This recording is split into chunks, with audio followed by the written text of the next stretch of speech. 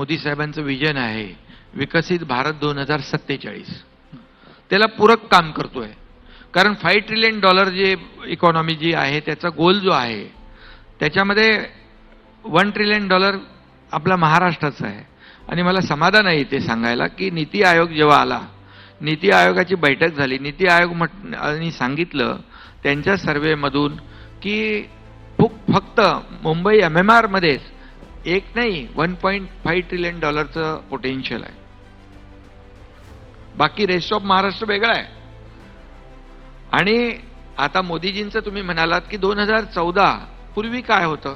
2014 पूर्वी तुम्ही रोज बातम्या वाचत होता, कोळसा घोटाळा, चारा घोटाळा, अमका घोटाळा, तमका घोटाळा. त्या सगळ्या घोटाळ्यात मी जात नाही.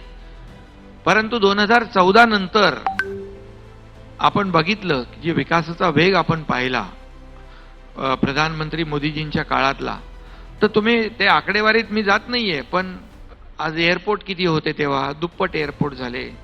रस्ते दर दिवशी किती किलोमीटर होते, दुप्पट किलोमीटर ते रस्ते होऊ लागले.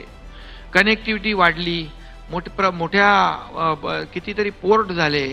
वाढवण बंदर पण आता सुरू होत आहे. 76,000 कोटी याला मोदीजींनी त्याला मान्यता दिली आहे.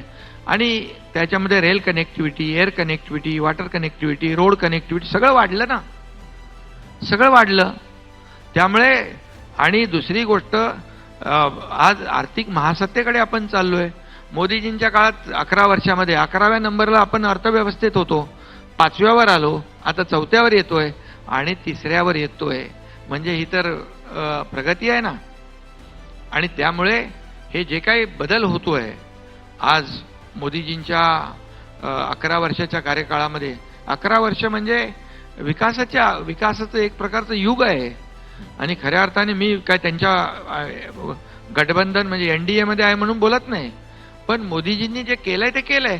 पूर्वी मला सांगा, कुठला प्रधानमंत्री विदेशात गेल्यानंतर कधी कुठं काय बातम्या तरी व्हायच्या?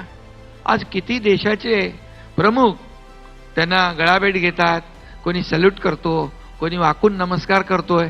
हे आपल्यासाठी अभिमान आहे ना.